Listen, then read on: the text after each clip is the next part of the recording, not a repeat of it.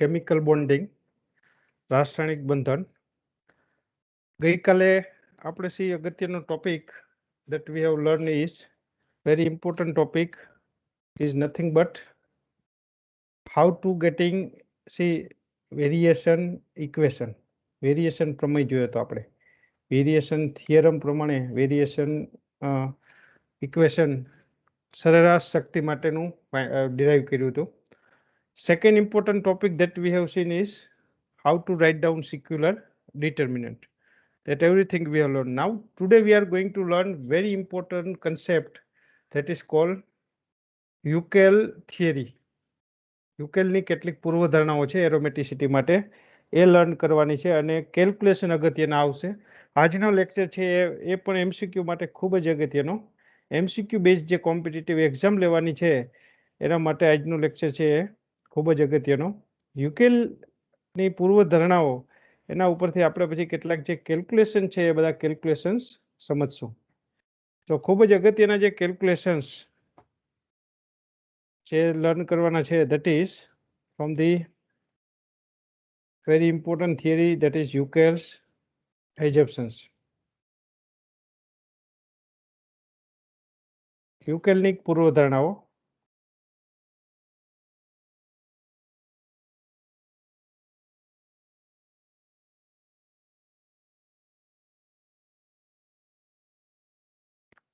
અને aromaticity.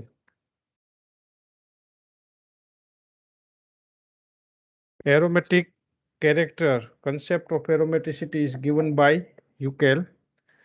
એટલે એરોમેટિસિટી અને યુકેલની પૂર્વધારણા આપણે ટોપિકનું નામ જ એવું આપીએ છીએ એરોમેટિસિટી અને યુકેલની પૂર્વધારણા.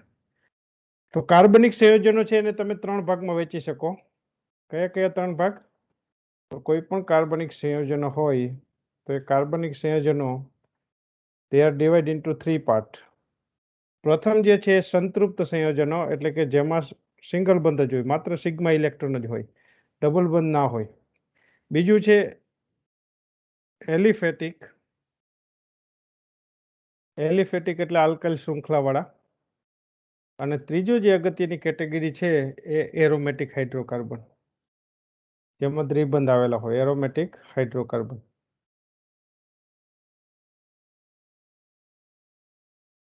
અસંતૃપ્તમાં દ્વિબંધ આવેલો હોય બરોબર. એ જ રીતે અહીંયા એરોમેટિક હાઇડ્રોકાર્બન છે. હવે જે કાર્બનિક સંયોજનોમાં વિસ્થાનીકૃત પાઈ ઇલેક્ટ્રોન આવેલા હોય એટલે કે ડીલોકેલાઇઝ પાઈ ઇલેક્ટ્રોન હોય તો એવા સંયોજનો છે એની સ્થિરતા વધુ પ્રમાણમાં હોય, સ્ટેબિલિટી વધારે હોય. કોઈ પણ કાર્બનિક સંયોજનની સ્થિરતા એમાં રહેલા ડીલોકેલાઇઝ ઇલેક્ટ્રોનના કારણે છે. એટલે જે કાર્બનિક સંયોજનમાં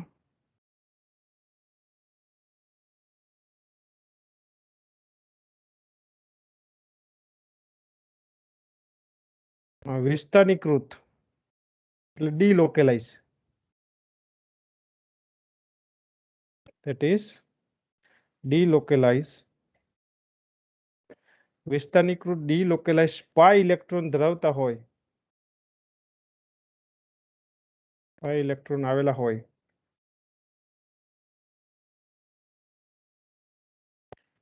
તેવા સંયોજનોની સ્થિરતા એટલે કે સ્ટેબિલિટી વધારે હોય પાઈ ઇલેક્ટ્રોનના કારણે બરોબર, સ્થિરતા વધારે હોય. અને યુકેલે આવા સંયોજનોને આણ્વીય અથવા મોલિક્યુલર ઓર્બિટલ આણ્વીય કક્ષક ચિતાર દ્વારા સમજાવ્યા. યુકેલે આવા સંયોજનોને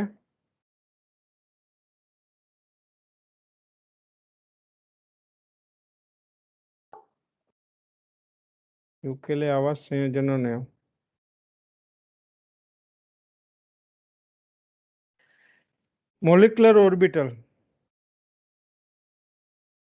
આવા સંયોજનો માટે MO diagram molecular orbital diagram આણ્વીય કક્ષક ચિતાર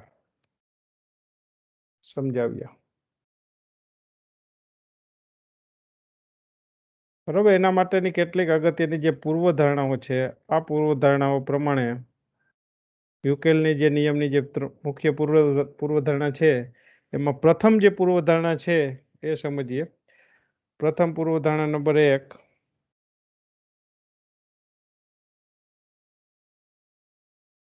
આ પૂર્વધારણા પ્રમાણે સિગ્મા બંધ અને પાઈ બંધ એમાં રહેલા જે ઇલેક્ટ્રોન છે જેને સિગ્મા ઇલેક્ટ્રોન અને પાઈ ઇલેક્ટ્રોન કહેવાય. સિગ્મા ઇલેક્ટ્રોન અને પાઈ ઇલેક્ટ્રોન, સિગ્મા અને પાઈ ઇલેક્ટ્રોન વચ્ચે કોઈ પણ પ્રકારની પ્રક્રિયા જોવા મળતી નથી. તેઓ એકબીજાથી સ્વતંત્ર છે આવું ધારવામાં આવે છે. એને પૂર્વધારણા 1 કહેવાય. યુકેલનો સિદ્ધાંત લાગુ પડવા માટે સિગ્મા બંધ અને પાઈ બંધના ઇલેક્ટ્રોન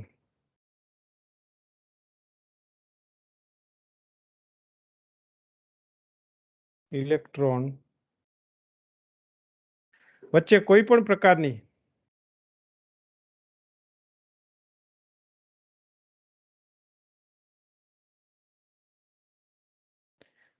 પ્રકારની પ્રક્રિયા જોવા મળતી નથી, આંતરક્રિયા થતી નથી.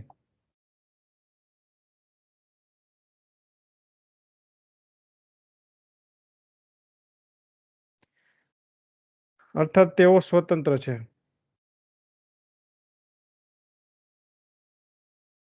બરોબર. આ પૂર્વધારણા નંબર 1 છે કે પાઈ ઇલેક્ટ્રોન અને સિગ્મા ઇલેક્ટ્રોન વચ્ચે પ્રક્રિયા થવી જોઈએ નહીં. બીજી જે અગત્યની પૂર્વધારણા છે એ પ્રમાણે બીજી પૂર્વધારણા ખૂબ જ અગત્યની છે જે કુલમ ઇન્ટિગ્રલ દર્શાવે.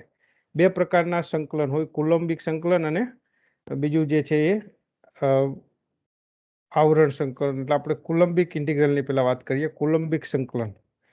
તો પૂર્વધારણા 2 પ્રમાણે ધારો કે આ પરમાણુ કોઈ પણ એક જ પરમાણુ છે, એક જ એટમના પરમાણુ છે. આ સપોઝ હું એ લઉં છું, તો એ પરમાણુ વચ્ચે અહીં એનું કેન્દ્ર, આનું કેન્દ્ર જે છે એની સાથે એક ઇલેક્ટ્રોનનું અહીંયા આકર્ષણ હોય તો એને આપણે HAA વડે દર્શાવીએ છીએ. HAA છે એ કુલંબિક સંકલન છે.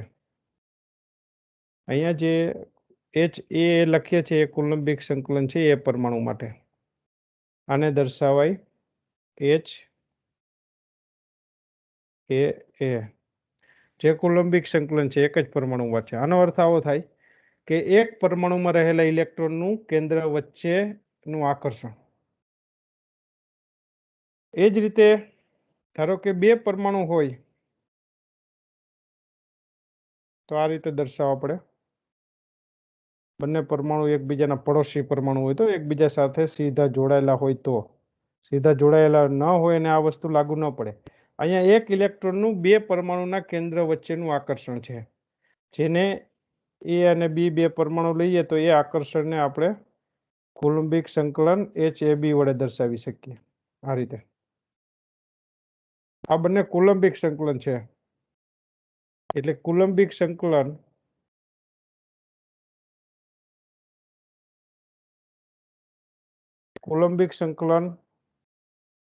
HA અને HB, HAA એ શું દર્શાવે છે? કુલંબિક સંકલન HAA એ 2 પરમાણુ વચ્ચેનું આકર્ષણ દર્શાવે છે. કયા કયા 2 પરમાણુ વચ્ચેનું આકર્ષણ? તો કુલંબિક સંકલન HA એ કયા 2 પરમાણુ વચ્ચેનું આકર્ષણ દર્શાવે છે? તો કે એક ઇલેક્ટ્રોન અને બીજું પરમાણુ એનું કેન્દ્ર. આ બંને વચ્ચેનું આકર્ષણ દર્શાવે છે. જ્યારે HAB જે છે એ એક ઇલેક્ટ્રોન અને 2 કેન્દ્ર વચ્ચેનું આકર્ષણ દર્શાવે છે. એટલે HAA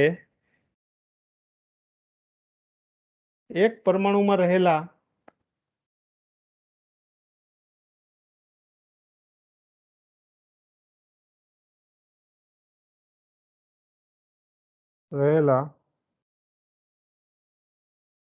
ઇલેક્ટ્રોન અને કેન્દ્ર વચ્ચેનું આકર્ષણ છે.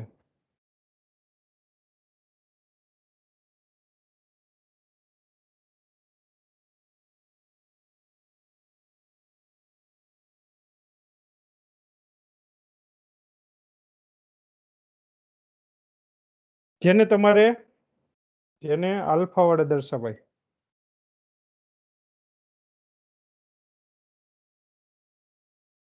એને આલ્ફા સંજ્ઞા આપી દેવાની. આ આકર્ષણના કારણે આ મૂલ્ય ઋણ હોય, આલ્ફાની કિંમત ઋણ હોય, આ આકર્ષણના કારણે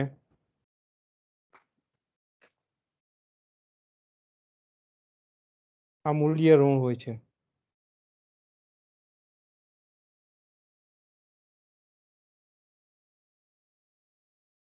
એટલે કે psi1h psi1d tau બરાબર h11 જો હોય બંને સરખા પરમાણુ એક જ, તો આની કિંમત આવે આલ્ફા.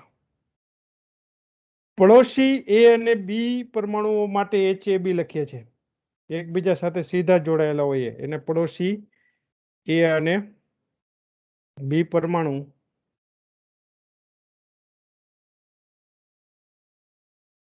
પડોશી એ અને બી પરમાણુઓ માટે જે કુલંબિક સંકલન છે એને HAB કહેવાય. એ કુલંબિક સંકલન જ છે.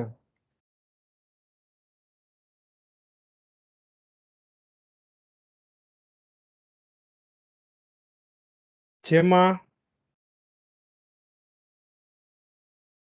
બે કેન્દ્રો વચ્ચે એક ઇલેક્ટ્રોનનું આકર્ષણ છે. એ અને બી ના બે કેન્દ્રો છે, બે કેન્દ્રો વચ્ચે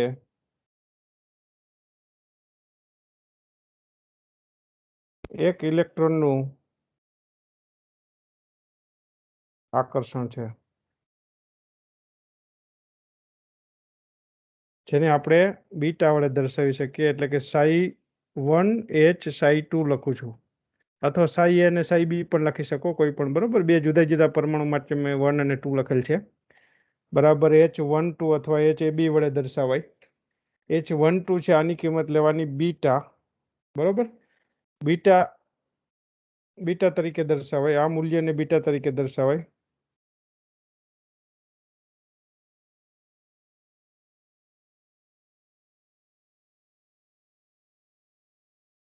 જે મૂલ્ય ઋણ હોય.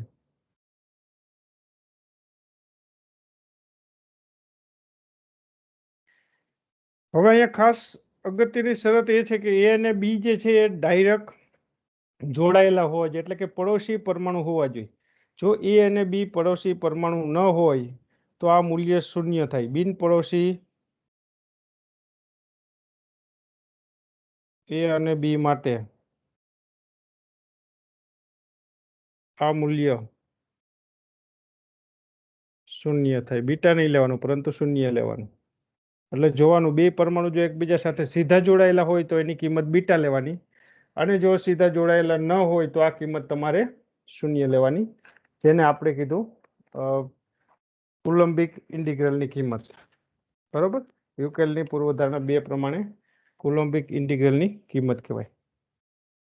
હવે જે છે બીજા બે મૂલ્યની વાત કરવાની છે, જેને નામ અપાય આવરણ સંકલન. જેમ કુલંબિક સંકલન કહેતા હતા આપણે, એ જ રીતે આવરણ સંકલન. એટલે SAA ક્યારે વપરાય? તો કે SAA આવરણ સંકલન છે, જેને રેઝોનન્સ ઇન્ટિગ્રલ કહેવાય.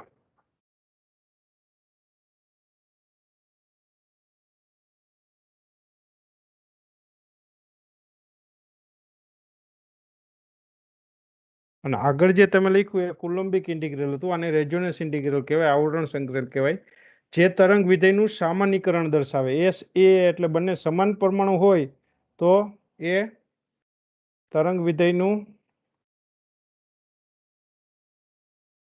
નોર્મલાઇઝેશન એટલે કે સામાન્યીકરણ દર્શાવે.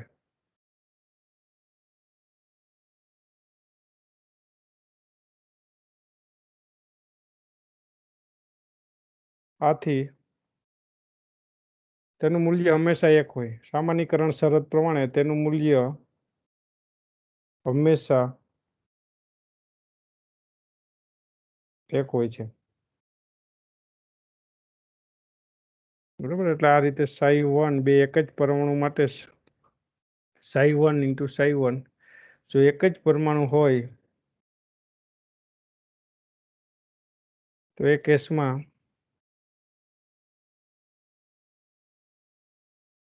psi1 × psi1d tau બરાબર S11. એક જ પરમાણુ હોય તો એની કિંમત 1 લેવાની.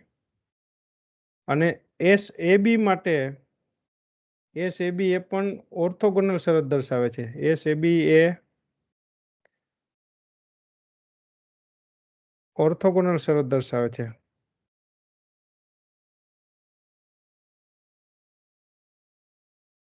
ઓર્થોગોનલ શરત તમને ખબર છે?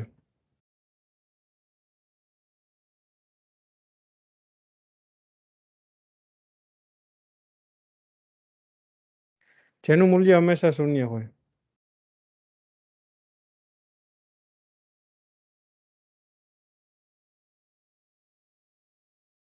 આ ખાસ યાદ રાખો.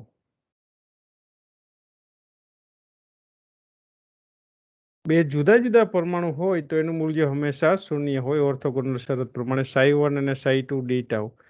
ઓર્થોગોનલ શરત જ છે શૂન્ય. નોર્મલ શરતની એક જવાબ આવે, આ કિંમત 0 આવશે, જે હંમેશા શૂન્ય કિંમત આવે. એટલે આ પ્રમાણે આ 4 પ્રકારના તમારે ટર્મ યાદ રાખવાની, 2 કુલંબિક સંકલન અને 2 રેઝોનન્સ ઇન્ટિગ્રલ. એમાં કુલંબિક સંકલન જે છે એની પણ આપણે વાત કરી હતી. કુલંબિક સંકલનમાં HA માટે આલ્ફા લેવાનું અને HAB માટે જો ડાયરેક્ટ જોડાયેલા હોય તો બીટા અને ડાયરેક્ટ જોડાયેલ ન હોય તો 0. એ જ રીતે SA ની કિંમત લેવાની તમારે 1 અને SAB ની કિંમત જે છે એ 0 થાય. દાખલા તરીકે આગળ જો સિક્યુલર ડિટર્મિનન્ટ આપણે લખ્યો હતો ગઈકાલે, અહીંયા જો આ H11 છે તો H11 ની જગ્યાએ આલ્ફા આવે, S11 ની જગ્યાએ હમણાં જોયું એમ 1 આવે. પણ H12 છે જો 1 અને 2 એટમ ડાયરેક્ટ જોડાયેલા હોય તો બીટા અને S12 ની કિંમત અહીંયા 0 આવી જાય અહીંયા. પછી એ જ રીતે H13 માં 1 અને 3 ડાયરેક્ટ જોડાયેલા ન હોય તો આ કિંમત 0 થઈ જાય. ડાયરેક્ટ જોડાયેલા હોય તો કિંમત બીટા આવે, અધરવાઇઝ 0 થાય. S13 જે ઓર્થોગોનલ શરત પ્રમાણે આ 0 થાય આ પ્રમાણે. એટલે હવે આપણે આ પ્રમાણે ડિટર્મિનેન્ટ લખવાનો આવે કોઈ પણ માટે તો આપણે આ યુકેલ સિદ્ધાંત પરથી લખી શકીએ. એક ઉદાહરણ લઈએ. હવે 3 પાઈ સિસ્ટમ જે સિલેબસમાં છે એમાં પ્રથમ ઇથિનનું ઉદાહરણ લઈએ. Ethene CH2 double bond CH2 માટે આપણે કેટલી વસ્તુ ડિરાઈવ કરવી છે એ અહીંયા હું તમને લખી દઉં છું. ઇથિનનું ઉદાહરણ લઈ અને ઇથિન માટે એક તો એનો HOMO ડાયાગ્રામ ડ્રો કરવો છે. માટે એનો એમો ડાયાગ્રામ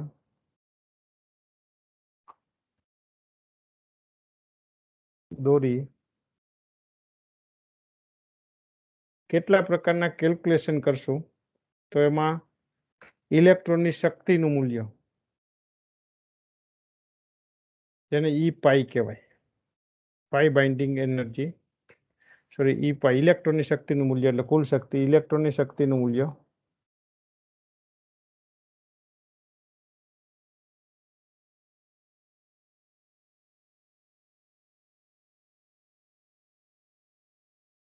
જેને E પાઈ કહેવાય.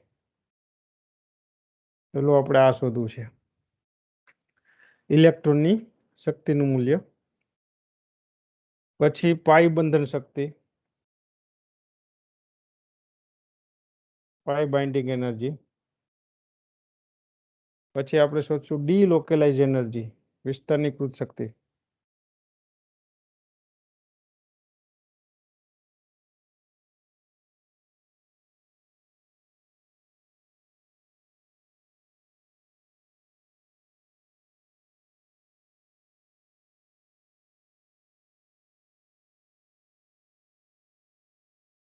આટલી કિંમત છે એ આપણે શોધવાની છે. બરોબર, ડી લોકલાઇઝ એનર્જી એટલે વિસ્તારીકૃત શક્તિ, આટલી કિંમત આપણે શોધવાની છે. હવે પેલી વસ્તુ, જ્યારે પણ તમે પાઈ બાઇન્ડિંગ એનર્જીની વાત કરતા હોય અથવા તો જ્યારે પણ તમે ધારો કે ડી લોકલાઇઝ એનર્જીની વાત કરતા હોય તો લોકલાઇઝ સિસ્ટમ માટે એનર્જી કેટલી લેવી આ તમને અહીંયા લખાઈ દઈએ. માનો કે કોઈ લોકલાઇઝ સિસ્ટમ હોય, આ આપણે યાદ રાખશું કે ભાઈ CH2 ડબલ બોન્ડ CH2, તો આ જો 2 પાઈ ઇલેક્ટ્રોન સિસ્ટમ આ લોકલાઇઝ કહેવાય. ટોટલ 2 પાઈ ઇલેક્ટ્રોન છે, લોકલાઇઝ છે. તો 1 પાઈ બંધ માટે એ કિંમત આપણે લઈ છીએ આલ્ફા પ્લસ બીટા એક પાઈ ઇલેક્ટ્રોન માટે. તો 2 પાઈ ઇલેક્ટ્રોન છે તો આની કિંમત થાય 2 આલ્ફા પ્લસ 2 બીટા લેવાની. આ રીતે લોકલાઇઝ લોકલાઇઝ આપણે ડીલોકલાઇઝ શોધવી છે, પણ લોકલાઇઝની કિંમત આટલી આવે. ધારો કે ઓડ ફ્રી ઇલેક્ટ્રોન હોય, મુક્ત ઇલેક્ટ્રોન માટે પ્રતિ ઇલેક્ટ્રોન આલ્ફા લેવાની. દાખલા તરીકે CH2 ડબલ બોન્ડ CH2 આ એક ઇલેક્ટ્રોન મુક્ત હોય તો આના માટે લોકલાઇઝ કેટલી આવે? તો એના માટે લોકલાઇઝ ગણવા માટે તમારે આ એક દ્વિબંધ છે એના માટેની કિંમત 2 આલ્ફા પ્લસ 2 બીટા વત્તા એક અહીંયા મુક્ત ઇલેક્ટ્રોન છે એના માટે આલ્ફા. 2 મુક્ત ઇલેક્ટ્રોન હોય તો આલ્ફા 2 આલ્ફા આવી રીતે, એટલે એની આલ્ફા જેટલી કિંમત લેવાની. આ થઈ લોકલાઇઝની વાત, બરોબર. પછી બીજું આવશે, હવે સૂત્ર આપણે જોઈ લઈએ બધા, 4 કેલ્ક્યુલેશન માટે સૂત્ર. E પાઈ એટલે કુલ શક્તિ ગણવી હોય પાઈ ઇલેક્ટ્રોનની અથવા કુલ શક્તિ, તો એના માટેનું આ સૂત્ર છે.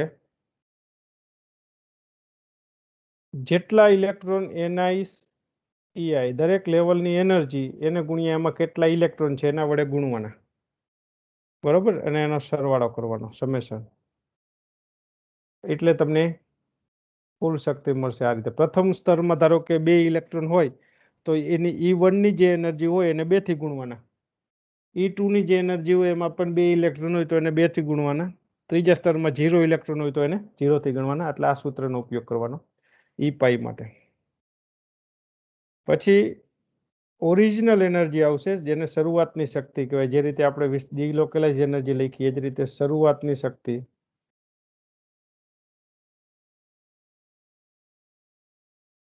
એને ઓરિજિનલ એનર્જી કહેવાય.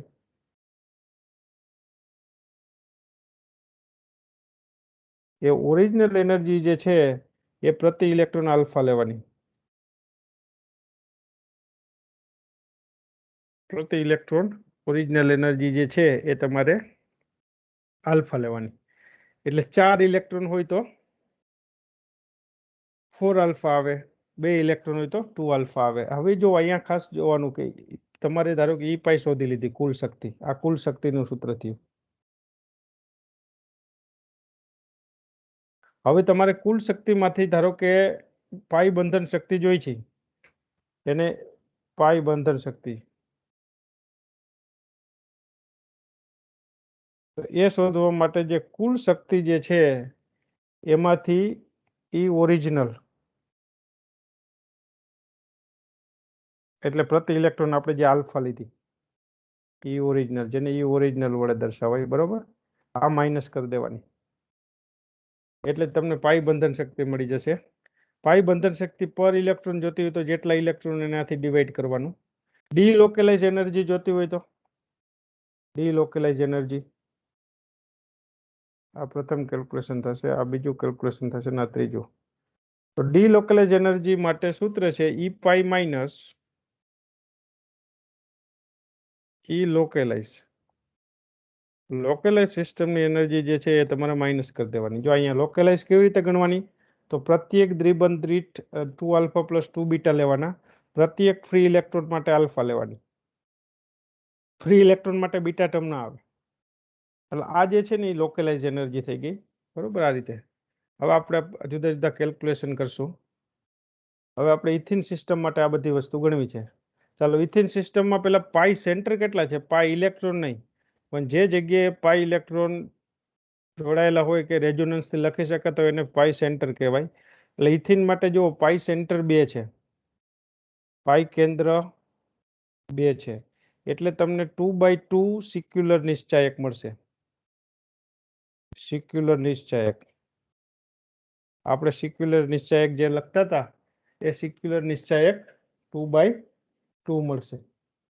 ઇથિન માટે જે તમને સિક્યુલર નિશ્ચાયક મળશે એ 2/2 મળશે, કારણ કે એમાં 2 પાઈ ઇલેક્ટ્રોન છે.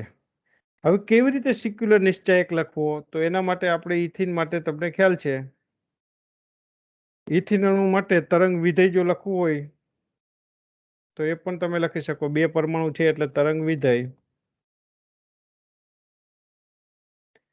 psi બરાબર C1 P1 plus C2 P2 બે પરમાણુ માટે C1 P1 plus C2 P2 C1 P1 plus C2 P2 P1 અને P2 એ બે કાર્બન પરમાણુઓની PZ અણુ કક્ષકો છે. આ જે છે એ બે કાર્બન પરમાણુની PZ અણુ કક્ષકો છે. આ બને અને C1 C2 જે છે એ સહગુણકો છે.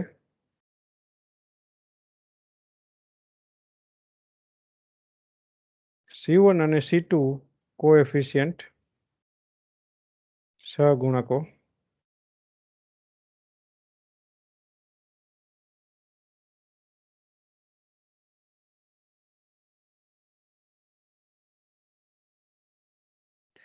હવે આપણે અહીંયા ખાસ અગત્યનું જો ડિટર્મિનેન્ટ આ રીતે લખશું, ધારો 2/2 ડિટર્મિનેન્ટ લખવો છે. સિક્યુલર ડિટર્મિનેન્ટ મેં તમને લખતા શીખવાડ્યો છે કે ભાઈ આ પ્રથમ પરમાણુ છે તો એના માટે અહીંયા પ્રથમ રો પ્રથમ કોલમ એટલે H11 આવે -ES11. પછી બીજો પરમાણુ અહીંયા આવે એના માટે પ્રથમ રો છે સેકન્ડ કોલમ છે એટલે H12 -ES12. અહીંયા જે એન્ટ્રી આવશે એ second row first column H21 second row first column minus ES21 અને અહીંયા જે એન્ટ્રી આવશે એ H22 -ES22 જેને કહેવાય second row second column. Second row second column બરોબર. આ જે છે એ સેકન્ડ રો સેકન્ડ કોલમ માટે H22. હવે તમને હમણાં જ લખાયું જો H11 માટે આપણે આલ્ફા લેવાની છે સેમ પરમાણુ માટે અને 1 2 હોય પડોશી પરમાણુ હોય તો બીટા નહીતર 0.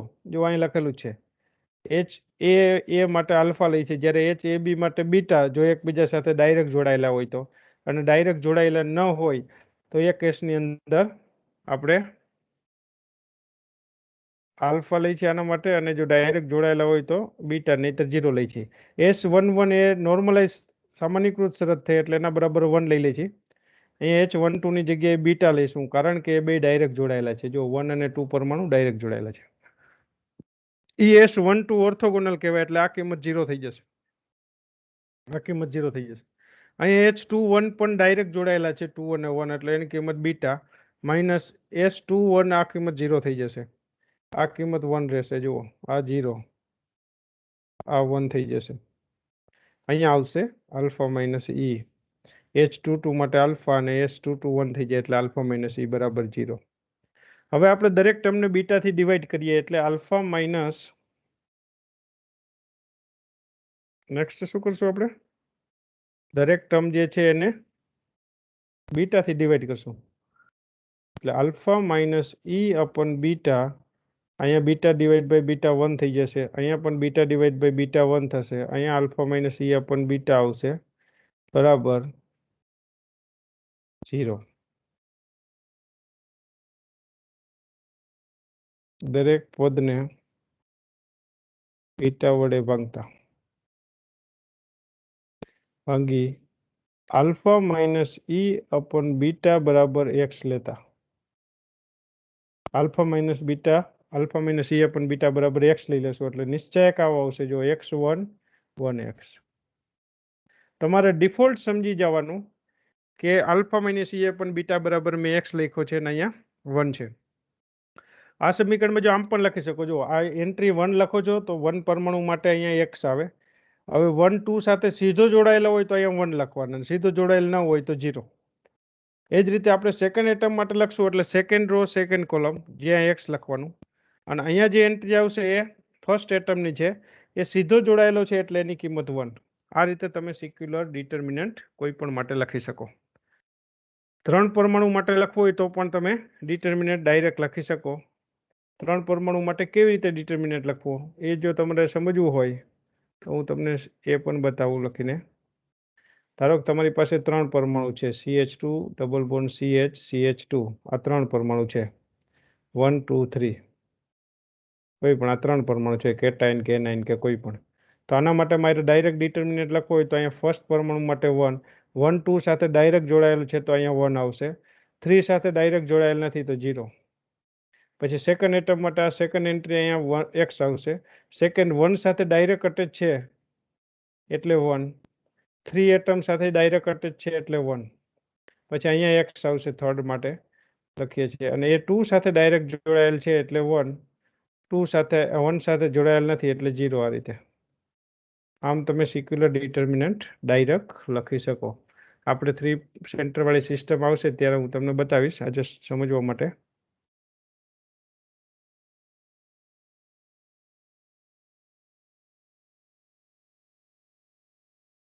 ચાલો હવે આને સોલ્વ કરવો બહુ સરળ છે.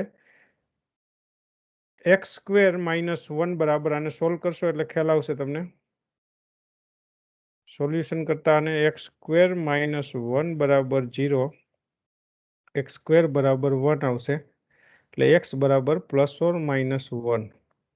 બે કિંમત આવશે x ની, +1 અને -1. એમાં જે x1 બરાબર ઓછી કિંમતને -1 કહીએ અને x2 બરાબર +1 લઈએ.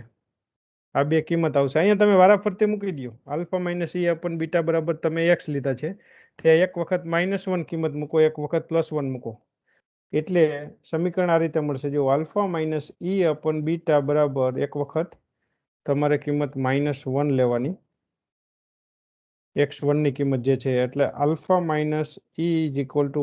-β થશે. આ એનર્જીને સામે લઈ જાઓ અને આને આ બાજુ લાવો તો α+β બરાબર E1. અને આપણે x બરાબર -1 લીધી, જેને આપણે x1 કહીએ, ત્યારે મળતી એનર્જીને E1 કહીએ. એટલે E1 બરાબર α+β આવશે. એ જ રીતે x બરાબર કેટલા લેવાના? +1 બીજી કિંમત. તો α-e2 જેને આપણે કહી દઈએ અપોન β બરાબર અહીંયા 1 લીધા છે. તો α-e2 = β. તો E2 ને સામે લઈ જાય એટલે આ ટર્મ આ બાજુ માઇનસ થશે, એટલે α-β થઈ જશે. આ બે રૂટ કહેવાય, આ બે સોલ્યુશન કહેવાય. આ પણ પૂછી શકે MCQ માં. બરોબર. હવે આના ઉપરથી જો ડાયાગ્રામ ડ્રો કરીને તમારે ડાયાગ્રામમાં જો લખવું હોય આ બંને કિંમતને, તો ડાયાગ્રામ કેવી રીતે ડ્રો કરશો? માનો કે આ બંને કિંમતને ડાયાગ્રામમાં લખવી છે.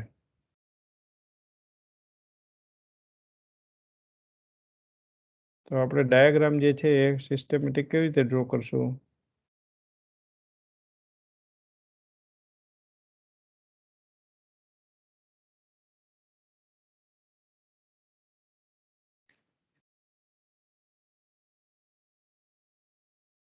માનો કે આ ડાયાગ્રામ છે, એમો ડાયાગ્રામ, પછી કેલ્ક્યુલેશન બધા કરવાનું.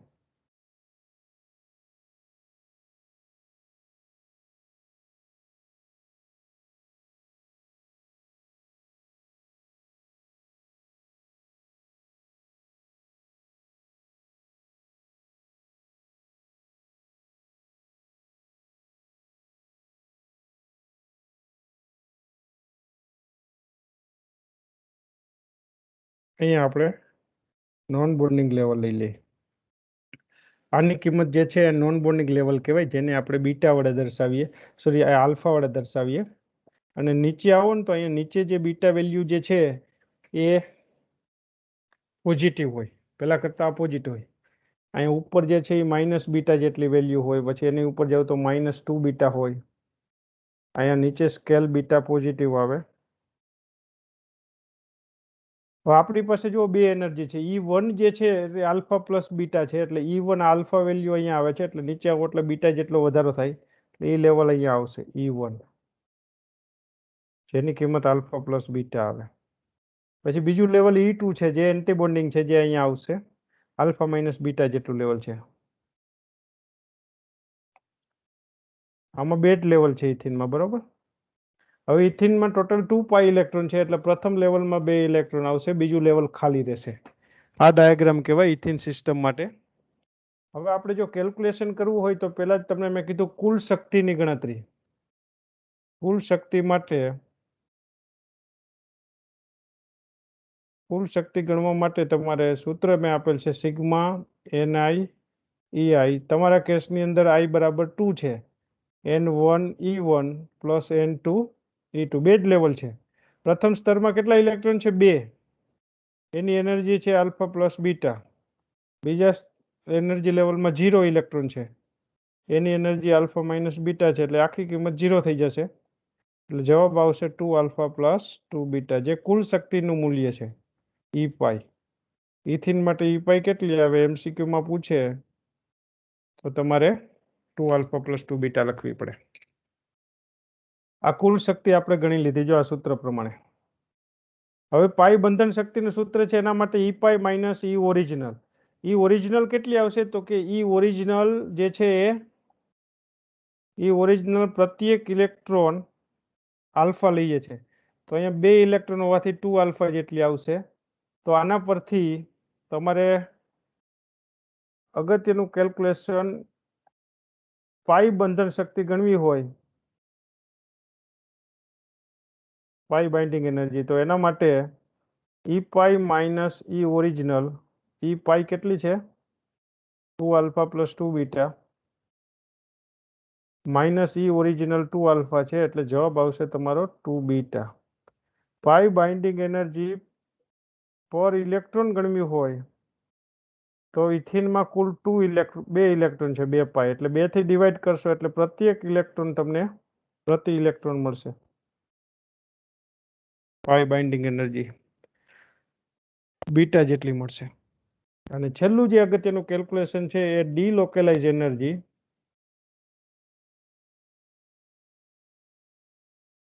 એ ગણવા માટે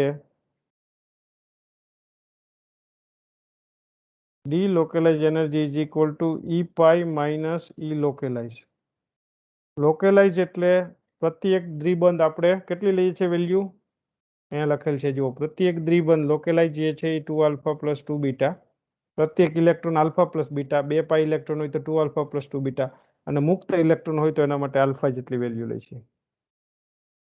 એટલે અહીંયા 2 આલ્ફા પ્લસ 2 બીટા જે લોકલાઇઝ વેલ્યુ આવશે, એટલે ઈ પાઈ વેલ્યુ છે 2 આલ્ફા પ્લસ 2 બીટા, અને લોકલાઇઝ આવશે આમાં 2 આલ્ફા પ્લસ 2 બીટા, કારણ કે પ્રત્યેક પાઈ બંધ આલ્ફા પ્લસ બીટા હોય, 2 પાઈ ઇલેક્ટ્રોન છે એટલે 2 આલ્ફા પ્લસ 2 બીટા આવે, એટલે જવાબ આવશે 0. ડીલોકેલાઇઝ એનર્જી પર ઇલેક્ટ્રોન 2 થી ડિવાઈડ કરશો તો એ પણ જવાબ તમારો 0 રહેશે. આ તમામ પ્રકારના કેલ્ક્યુલેશન આપણે ઇથિન સિસ્ટમ માટે અહીંયા કમ્પ્લીટ કરી દીધા છે. બરોબર, એક વખત બરાબર કેલ્ક્યુલેશન જોઈ લ્યો પછી આગળ ચલાવીએ.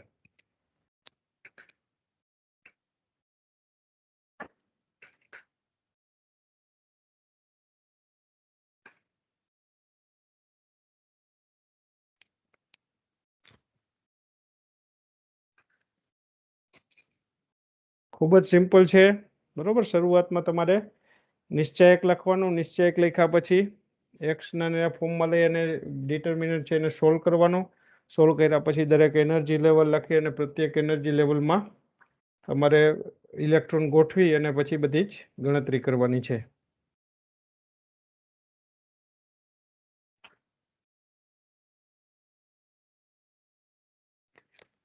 હવે ધારો કે આપણે આ જ વસ્તુ જે છે એ ફરી પ્રેક્ટિસ કરીએ બીજો એક્ઝામ્પલ લઈને એલાઇલિક સિસ્ટમ માટે. એલાઇલિક પ્રણાલી છે એના માટે લઈએ.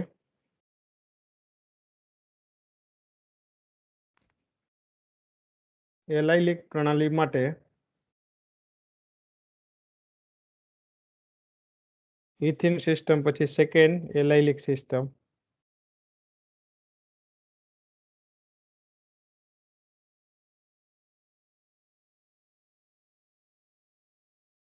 એલાઇલ પ્રણાલી માટે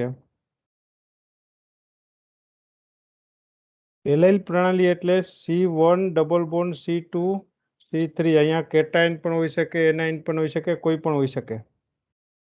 બરોબર, 2 કાર્બન કાર્બન દ્વિબંધ હોય એમાં 3 કેટેગરી આવે. જો allyl cation CH2 double bond CH CH2 plus, જો અહીંયા પ્લસ મૂકો તો ટોટલ આ 2 પાઈ ઇલેક્ટ્રોન આવે, એટલે આને 2 પાઈ ઇલેક્ટ્રોન સિસ્ટમ કહેવાય, જેને એલાઇલ કેટાયન કહેવાય.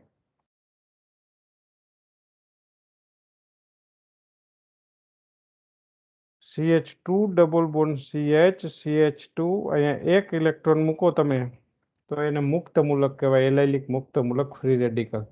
એલાઇલિક રેડિકલ કહેવાય જે મુક્ત મૂલક છે.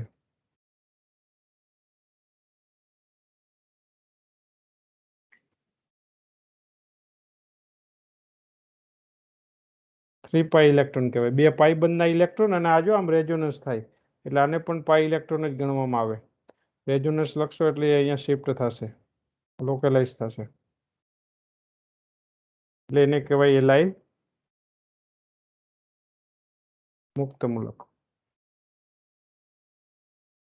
Allylic radical. ત્રીજી અગત્યની સિસ્ટમ આવશે CH2 double bond CH2 minus, જેને 4 પાઈ ઇલેક્ટ્રોન વડે દર્શાવાય. 2 પાઈ આ છે અને 2 આ ઇલેક્ટ્રોન. એલાઇલ એનાયન. આ ત્રણ સિસ્ટમ જે છે એની અંદર 3 કાર્બન પરમાણુ હોવાથી પાઈ સેન્ટર 3 કહેવાય. પાઈ ઇલેક્ટ્રોન હું નથી કહેતો, નિશ્ચાયક આપણે પાઈ સેન્ટર પરથી લખીએ છીએ. ઇથિનમાં 2 પાઈ સેન્ટર હતા એટલે 2/2 નિશ્ચાયક મળતો હતો.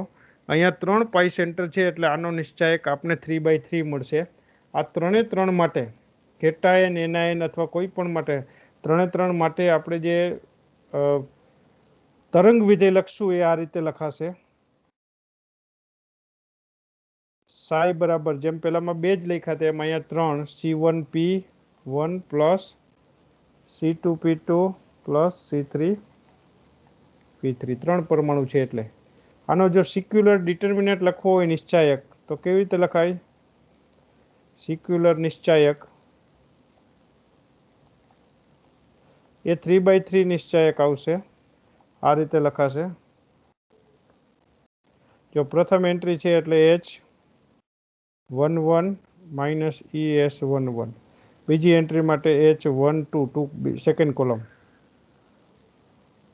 ત્રીજી એન્ટ્રી માટે H13 માઇનસ ES13.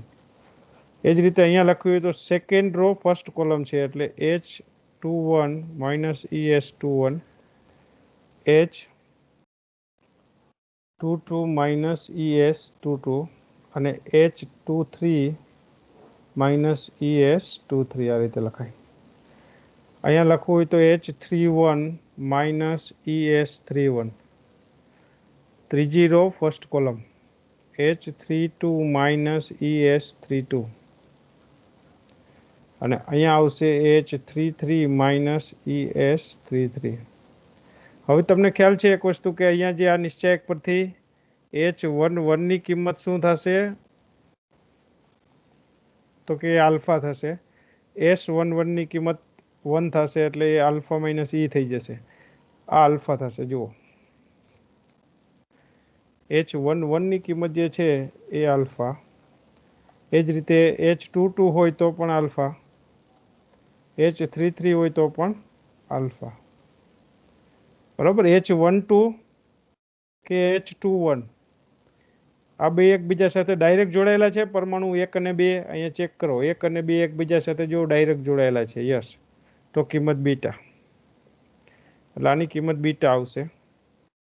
સાથે સાથે અહીંયા S11, S22, S33 આ બધી જ કિંમત 1 થતી હતી.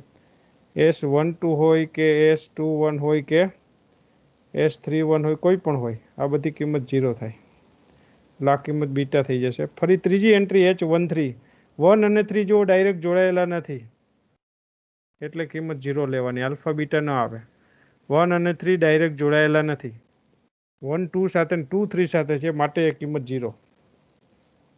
S13 ની કિંમત 0 આવે અહીંયા એટલે કુલ કિંમત 0 આવશે. સેકન્ડ માટે જો અહીંયા જે સેકન્ડ એન્ટ્રી આવશે એના માટે H21 2 અને 1 ડાયરેક્ટ જોડાયેલા છે એટલે બીટા. પછી S21 ની કિંમત આ 0 થઈ જશે.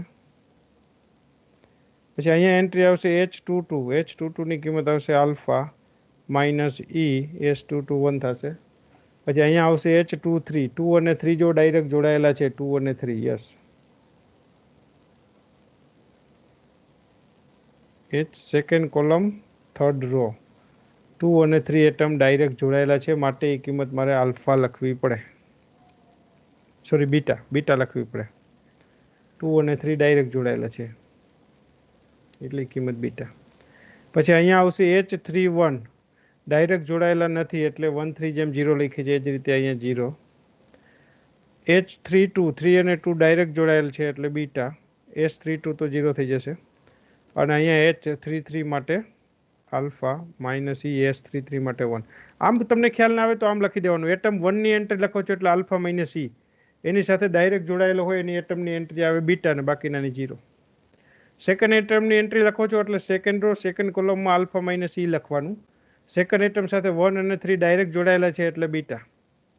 થર્ડ એટમની એન્ટ્રી લખતા હોય તો એ આલ્ફા માઇનસ ઈ આવે. એની સાથે થર્ડ એટમ સાથે ડાયરેક્ટ જોડાયેલ છે એટમ નંબર 2 એટલે એ આવશે બીટા. આ રીતે તમારે લખવાનું. પછી આપણે શું કરશું? આલ્ફા માઇનસ ઈ અપન બીટા, દરેક ટર્મને બીટાથી ડિવાઈડ કરી આલ્ફા માઇનસ ઈ અપન બીટા બરાબર એક્સ લઈ લેશું. એટલે આ ડિટર્મિનન્ટ આ રીતે લખાશે 3/3 ડિટર્મિનન્ટ. આ એક્સ 1ની સાથે ડિવાઈડ કરશું બીટાથી એટલે બીટાને બીટાથી એટલે 1 થઈ જશે સેકન્ડ એન્ટ્રી અને 0.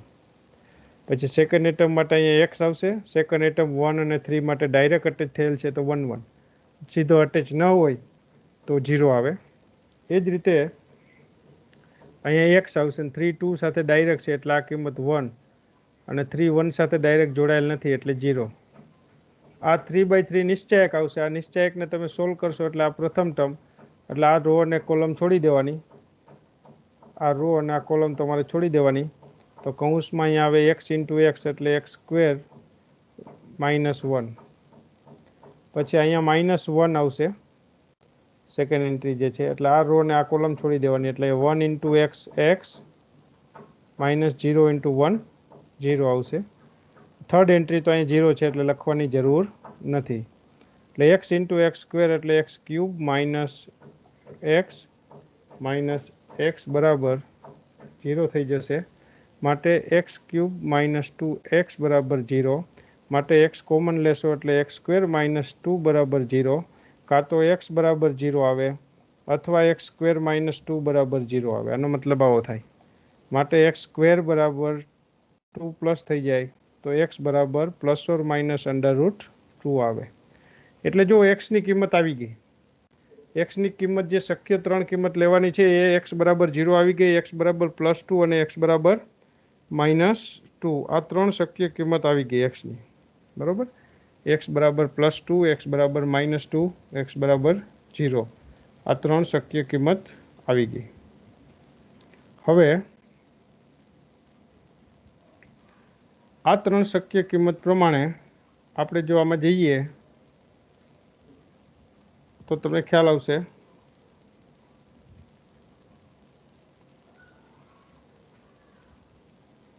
અહીંયા આ જે શક્ય કિંમત છે એક્સની એ પ્રમાણે સૌથી આગળ જોયું તો એમ -1 કિંમત માટે આપણે x1 લીધું હતું. તો આમાં શક્ય સૌથી ઓછી કિંમત કઈ છે? આપણે આગળનો કેસ જોશો એટલે ખ્યાલ આવશે. અહીંયા જુઓ એક્સ બરાબર -1 કિંમત લીધી હતી એના માટે E1. એ જ રીતે અહીંયા આપણે 3 લેવલ આવશે તો આપણી પાસે 3 કિંમત આવી ગઈ. એક્સ બરાબર 0, એક્સ બરાબર ±2 એટલે x1 બરાબર લેવાય -√2, x2 બરાબર લેવાય 0 અને x3 બરાબર લેવાય +√2. આ રીતે આ 0 માટે x1. હવે E1 શોધવા માટે આપણે આલ્ફા માઇનસ E1 અપન બીટા બરાબર આ ઓછી કિંમત છે -2 લઈએ એટલે E1 મળી જશે. આલ્ફા માઇનસ E1 બરાબર -√2 બીટા. તો E1 બરાબર આલ્ફા +√2 બીટા. આ એક કિંમત મળી ગઈ. ટોટલ 3 એનર્જી લેવલ છે. બરાબર? એમાં આપણે આ પ્રથમ જે છે એ કિંમત મળી ગઈ. x બરાબર -2 મૂક્યા, -√2. હવે x બરાબર 0 મૂકીએ તો આલ્ફા માઇનસ E2 અપન બીટા બરાબર 0 આવે. આલ્ફા માઇનસ E2 બરાબર 0 આવે માટે E2 બરાબર આલ્ફા આવે. સેકન્ડ કિંમત મળી ગઈ, સેકન્ડ રૂટ મળી ગયું. ત્યાર પછી x બરાબર +√2 મૂકશો એટલે x બરાબર +√2 મૂકશો એટલે alpha minus E3 upon beta is equal to √2. So E3 બરાબર આલ્ફા માઇનસ √2 બીટા આવશે. આ રીતની ત્રણ કિંમત મળી ગઈ. હવે તમારે ત્રણ કિંમત પ્રમાણે એનર્જી ડાયાગ્રામ ડ્રો કરવાનો અને આ ત્રણ કિંમત છે એને એનર્જી ડાયાગ્રામમાં મૂકવાની. કેવી રીતે એનર્જી ડાયાગ્રામ ડ્રો કરશો? તો કે આ ત્રણ કિંમત જે છે એને તમારે એનર્જી ડાયાગ્રામમાં મૂકવાની.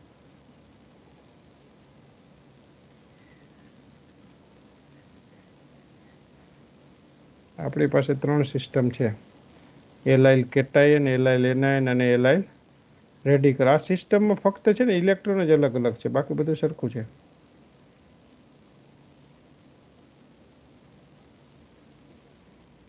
અહીંયા સિસ્ટમમાં ફક્ત ઇલેક્ટ્રોન અલગ અલગ આવશે, એટલે એના કેલ્ક્યુલેશન્સ જે છે એ બદલાશે.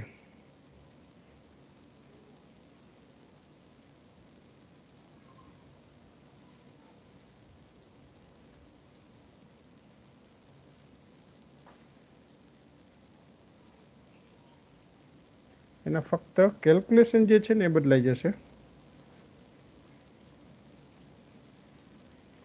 આપણે અહીંયા નોન બોન્ડિંગ લેવલ લઈ લઈએ.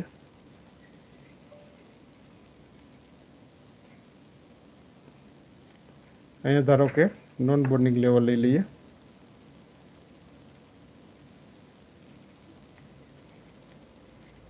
તો એ કેસમાં આ આલ્ફા આવશે, અહીંયા બીટા આવશે, બરાબર. જે કિંમત છે એ આલ્ફા, પછી આપણે બીટા લખી દીધી.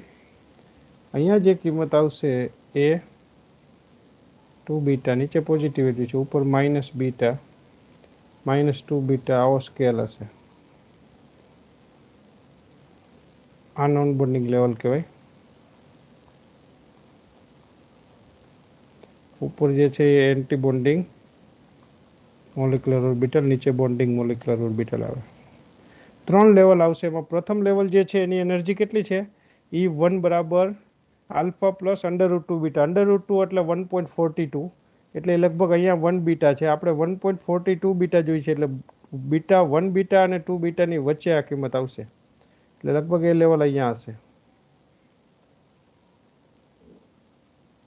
પછી અહીંયા નોન બોન્ડિંગ લેવલ આવશે, ત્રણ. અહીંયા જે છે એ કિંમત એન્ટી બોન્ડિંગ અહીંયા આવશે. અહીંયા વચ્ચે નોન બોન્ડિંગ લેવલ આવશે.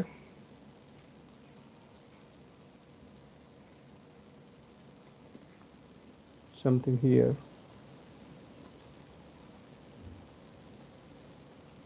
આ રીતે ત્રણ જો લેવલ લખી દઈએ તો તમને ખ્યાલ આવશે ત્રણ લેવલની એનર્જી. પ્રથમ લેવલ જે E1 છે એની એનર્જી છે આલ્ફા પ્લસ √2 બીટા. બીજું લેવલ E2 છે એની એ નોન બોન્ડિંગ છે, એની એનર્જી આલ્ફા છે. ત્રીજું લેવલ E3 છે એની energy alpha minus √2 beta. Alpha minus √2 beta છે.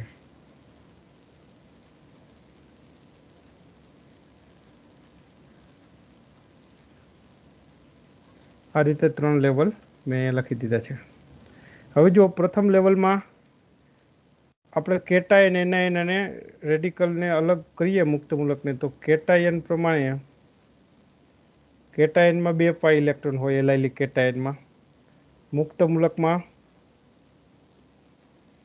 3 પાઈ ઇલેક્ટ્રોન હોય અને એલાઇલિક એનાયનમાં 4 પાઈ ઇલેક્ટ્રોન હોય. અહીંયા CH2 double bond CH2 minus 4 electron આવે. CH2 double bond CH2 radical 3 electron. CH2 double bond CH2 plus 2 electron. આ રીતે આમાં ફક્ત 2 ઇલેક્ટ્રોન આવશે, જે કેમાં દાખલ થશે? E1માં. આમાં 3 ઇલેક્ટ્રોન હશે, 2 આમાં અને એક નોન બોન્ડિંગ ઇલેક્ટ્રોન છે જે અહીંયા આવશે. આમાં 4 ઇલેક્ટ્રોન છે. આ રીતે હવે આપણે જે કેલ્ક્યુલેશન કરવાનું છે, આ ડાયાગ્રામ ડ્રો થઈ ગયો, આ ત્રણ લેવલ લખાઈ ગયા, psi1, psi2, psi3.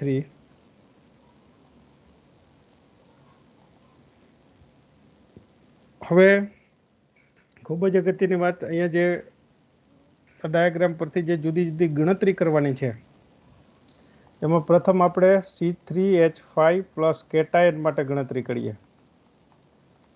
એટલે ફક્ત તમારે આટલું જ ધ્યાનમાં લેવાનું, કેટાયનનું જે બોક્સ છે એને ધ્યાનમાં લેવાનું. કેટાયન માટે આપણે જો ગણતરી કરશું તો E પાઈ બરાબર, આમાં 2 ઇલેક્ટ્રોન છે પ્રથમ લેવલમાં, એટલે એની એનર્જી છે આલ્ફા પ્લસ √2 બીટા, એને 2 થી ગુણવાનું. બીજા અને ત્રીજા લેવલમાં ઇલેક્ટ્રોન નથી એટલે એ 0 ઇલેક્ટ્રોન, એટલે હું લખતો નથી. એટલે આનો જવાબ આવશે 2 આલ્ફા પ્લસ 2 √2 બીટા. બરાબર, 2 આલ્ફા પ્લસ 2 √2 બીટા. ત્યાર પછી આવશે સેકન્ડ આવશે પાઈ બંધન શક્તિ.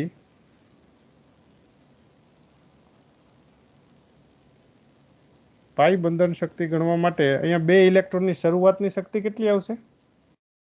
E ઓરિજિનલ શરૂઆતની શક્તિ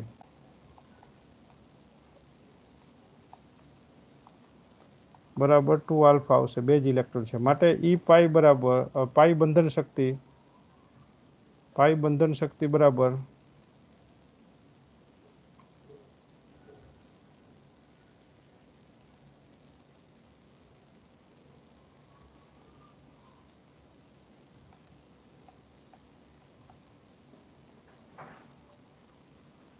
એના બરાબર is equal to E pi minus E original બરાબર 2 alpha plus 2 √2 beta minus 2 alpha, એટલે જવાબ આવશે 2 √2 બીટા. પાઈ બાઇન્ડિંગ એનર્જી પર ઇલેક્ટ્રોન ગણવી હોય તો 2 √2 બીટા છે એને 2 થી ડિવાઈડ કરી દો, એટલે √2 બીટા આવશે પ્રતિ ઇલેક્ટ્રોન. ત્યાર પછી ત્રીજું કેલ્ક્યુલેશન છે ડીલોકેલાઇઝ એનર્જી. ડીલોકેલાઇઝ એનર્જી બરાબર E pi minus E લોકેલાઇઝ. E પાઈ કેટલી છે? 2 alpha plus 2 √2 beta minus E લોકેલાઇઝ 2 alpha plus 2 √2 beta minus E લોકેલાઇઝ પ્રત્યેક દ્વિબંધ 2 આલ્ફા પ્લસ 2 બીટા લે છે અને ફ્રી ઇલેક્ટ્રોન નથી, નહીતર પ્રત્યેક ફ્રી ઇલેક્ટ્રોન આપણે આલ્ફા જેટલી કિંમત લઈ છે. જો અહીંયા લખ્યું છે મેં, જે લોકેલાઇઝ એનર્જી છે એ પ્રત્યેક દ્વિબંધ 2 આલ્ફા પ્લસ 2 બીટા આવો મુક્ત ઇલેક્ટ્રોન હોય તો એની આલ્ફા કિંમત લેવાની.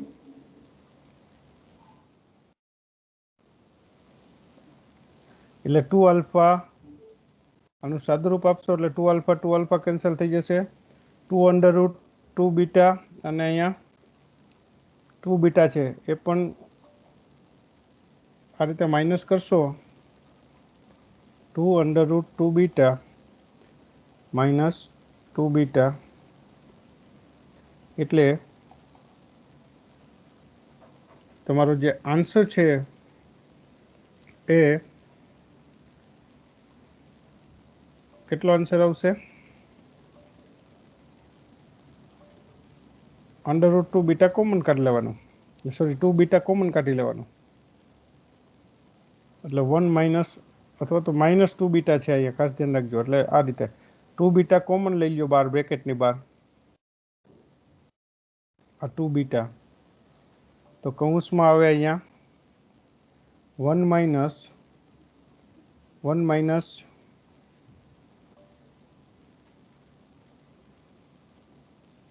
સોરી √2 માઇનસ -1 આવશે આમ, અને √2 એટલે 1.42 માઇનસ 1 કરશો એટલે 0.42 આવશે, ઇન્ટુ 2 કરશો એટલે 0.88 આવશે, 0.828 બીટા એક્ઝેક્ટ વેલ્યુ.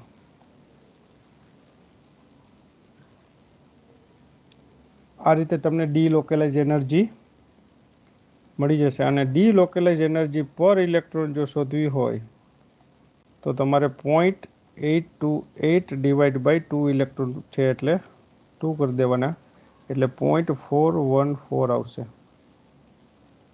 આ રીતે કેલ્ક્યુલેશન કરવાનું. આ જે કેલ્ક્યુલેશન છે આપણે એલાઇલિક કેટાયન માટે કર્યું. હવે જો એલાઇલિક મુક્ત મૂલક માટે કેલ્ક્યુલેશનમાં ફેરફાર ક્યાં થશે, ક્યાં બદલશે એ ખાસ જોઈ લઈએ.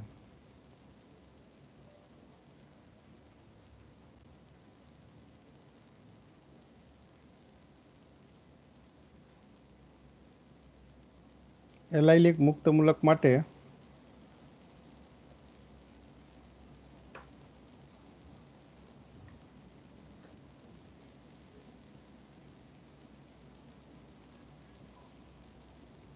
C3H5 રેડિકલ, આના માટે ગણતરી કરવી છે.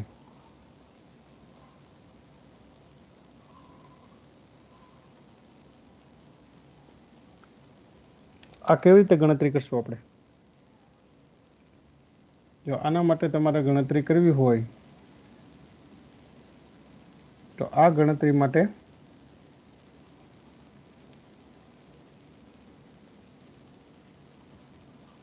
કેવી રીતે ગણતરી કરશું?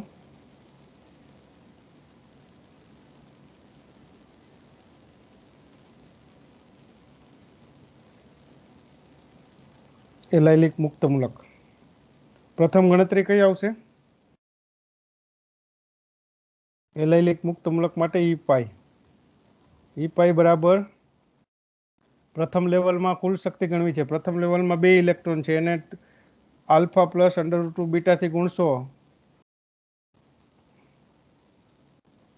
પછી બીજા લેવલમાં જો 1 ઇલેક્ટ્રોન છે તો 1 ઇન્ટુ એની શક્તિ છે આલ્ફા જેટલી. 2 લેવલ છે એટલે આપણે એ 2 જ દર્શાવવાના, એટલે કુલ કિંમત આવશે 2 આલ્ફા પ્લસ આલ્ફા એટલે 3 આલ્ફા પ્લસ 2 √2 બીટા, આ કિંમત આવશે. પછી એના પરથી સેકન્ડ કેલ્ક્યુલેશન આવશે. શરૂઆતની શક્તિ કેટલી આવશે? ઈ ઓરિજિનલ શરૂઆતની શક્તિ જે ટોટલ 3 ઇલેક્ટ્રોન છે એટલે 3 આલ્ફા. ત્યાર પછી આવશે કેલ્ક્યુલેશન પાઈ બંધન શક્તિ બરાબર ઈ પાઈ માઇનસ ઈ ઓરિજિનલ બરાબર 3 alpha plus 2 √2 beta minus 3 alpha. 3 alpha cancel થશે એટલે 2 √2 બીટા આવશે. પાઈ બંધન શક્તિ પર ઇલેક્ટ્રોન ગણવા હોય તો તમારે 3 થી ડિવાઈડ કરવાના. ચાલો પછી ચોથું કેલ્ક્યુલેશન આવશે ડીલોકેલાઇઝ એનર્જી બરાબર ઈ પાઈ માઇનસ ઈ લોકેલાઇઝ બરાબર ઈ પાઈ માઇનસ ઈ લોકેલાઇઝ.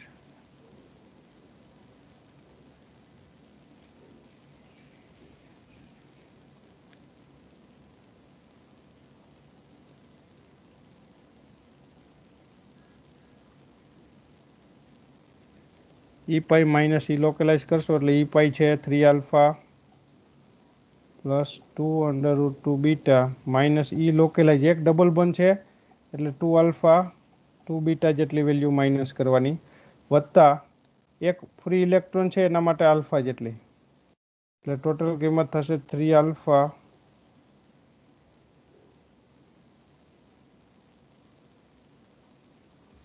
પ્લસ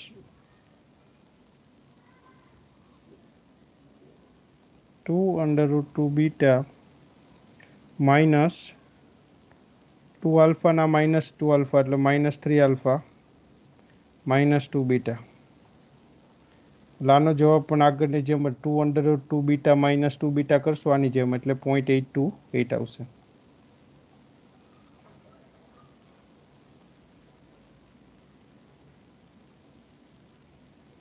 બરોબર, આ રીતે ચારેય કેલ્ક્યુલેશન આવશે. ચાલો આ જ રીતે એનઆઈન માટે જાતે કેલ્ક્યુલેશન કરવો જોઈએ અને કેટલું આવે છે જવાબ આપવો જોઈએ. એનઆઈન માટે જાતે કેલ્ક્યુલેશન કરી અને જવાબ કેટલો આવે છે.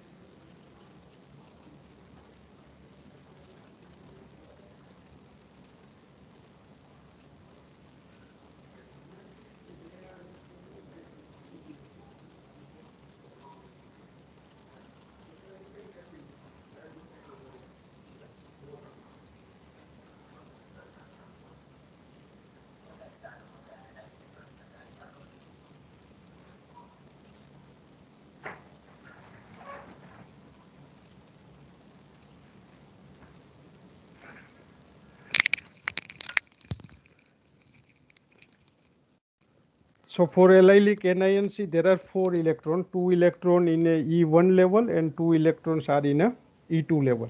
So what you can do? કેવી રીતે કેલ્ક્યુલેશન કરશો? 4 ઇલેક્ટ્રોન છે for allylic anion.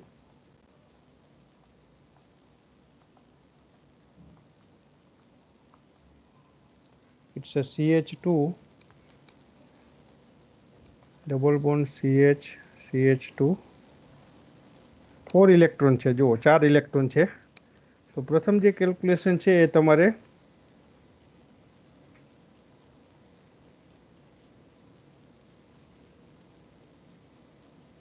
ફર્સ્ટ જે છે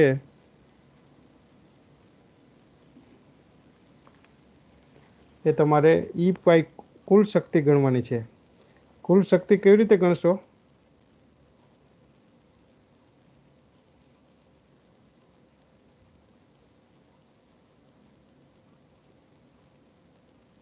દરેક સ્તરમાં જેટલા ઇલેક્ટ્રોન છે એને એ સ્તરની શક્તિથી આપણે જે છે એને મલ્ટીપ્લાય કરવાનું.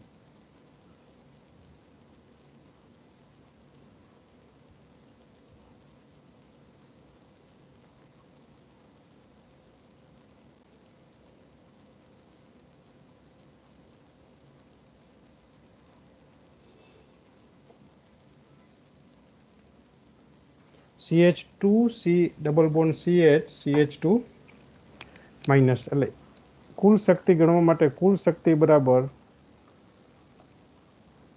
જો પ્રથમ N1 E1 plus N2 E2 plus N3 E3 3 level છે. પ્રથમ લેવલમાં 2 ઇલેક્ટ્રોન છે એની શક્તિ કેટલી છે? 2 alpha plus 2 under root 2 beta. અહીંયા જશો તો ખ્યાલ આવશે ડાયાગ્રામ.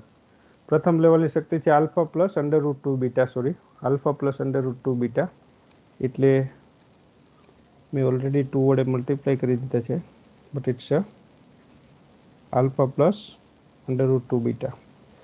સેકન્ડ લેવલમાં પણ 2 ઇલેક્ટ્રોન છે, એની એનર્જી આલ્ફા જેટલી છે. થર્ડ લેવલમાં 0 ઇલેક્ટ્રોન છે એટલે લખવાની જરૂર નથી.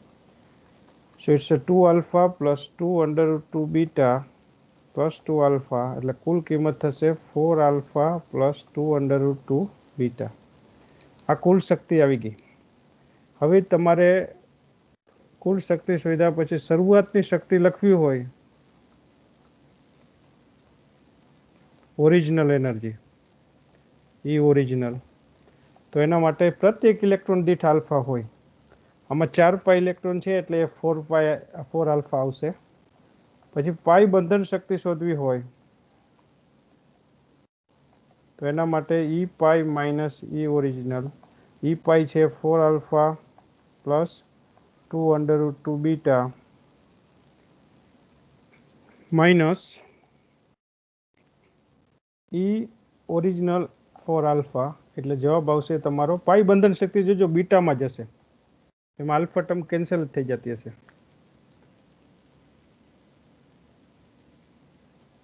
ત્યાર પછી પાઈ બંધન શક્તિ પ્રતિ ઇલેક્ટ્રોન ગણવી હોય તો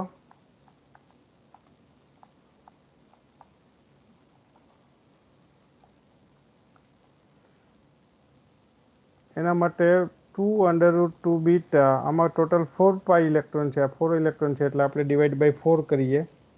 ડિવાઈડ બાય 4 કરશો એટલે 2 કેન્સલ થઈ જશે, નીચે 2 આવશે, અહીં ઉપર √2 છે તો એને પણ કેન્સલ કરશો એટલે અહીંયા નીચે √2 લખાય. 2 કેન્સલ થશે, નીચે 2 એટલે 2 વખત √2, એક વખત ઉપરની સાથે કેન્સલ થશે એટલે 1 બીટા પણ √2 થઈ જશે. ત્યાર પછીનું જે કેલ્ક્યુલેશન છે પાઈ બંધન શક્તિ પછી ડીલોકેલાઇઝ વિસ્તારીકૃત શક્તિ.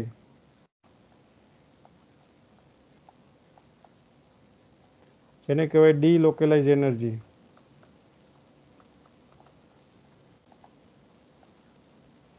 એ કેલ્ક્યુલેટ કરવા માટે ડીલોકેલાઇઝ એનર્જી માટે તમારે ઈ પાઈ માઇનસ કુલ શક્તિમાંથી ઈ લોકેલાઇઝ માઇનસ કરવાનું. કુલ શક્તિ કેટલી છે? 4 આલ્ફા પ્લસ 2 બીટા માઇનસ ઈ લોકેલાઇઝ. લોકેલાઇઝ એટલે એક ડબલ બોન્ડ છે એની કિંમત 2 આલ્ફા પ્લસ 2 બીટા હોય, સાથે સાથે બે મુક્ત ઇલેક્ટ્રોન છે આ, એના માટે 2 આલ્ફા. પ્રત્યેક મુક્ત ઇલેક્ટ્રોન માટે 2 આલ્ફા લઈએ છીએ એટલે 4 આલ્ફા અહીંયા છે, અહીંયા પણ 4 આલ્ફા કેન્સલ થઈ જશે. 2 બીટા માઇનસ 2 બીટા આવશે. જો આપણે 2 બીટા કોમન લઈએ તો બ્રેકેટમાં √2 એટલે 1.42 કે 44 માઇનસ 1 આવશે. નાનો જવાબ આવશે 2 બીટા ઇન્ટુ 1.42માંથી 1 માઇનસ કરશો એટલે 42 અને એને 2થી મલ્ટીપ્લાય કરશો એટલે 0.84 સમથિંગ બીટા આવશે. એમાં કોઈ ચેન્જીસ થશે નહીં. ડીલોકેલાઇઝ એનર્જી પર ઇલેક્ટ્રોન ગણવી હોય તો 0.84 ડિવાઇડેડ બાય 4 એટલે 0.21 બીટા.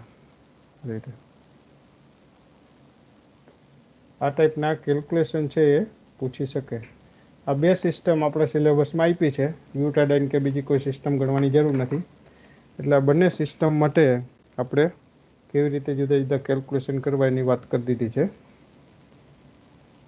હવે જે નેક્સ્ટ લેક્ચર આવશે એની અંદર ખૂબ જ અગત્યનું સંકરણ sp2 અને sp3 એના માટેના જે વિધેય છે વેવ ફંક્શન્સ એ ડિરાઈવ કરવાના. એ લાસ્ટ ટોપિક છે આ યુનિટનો, જે આવતીકાલે લેશું. એટલે લાસ્ટ ટોપિક લેશું એટલે આ યુનિટ પૂરો થઈ જશે. આવતીકાલે એ ટોપિક લેશું. આજે આ બધા જ કેલ્ક્યુલેશન હતા. So thank you very much for joining in this lecture.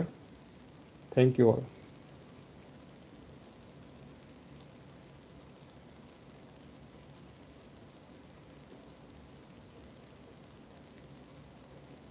આવતીકાલના lecture માટે બાકીનું જે કન્ટેન્ટ છે એને આપણે આગળ જોશું.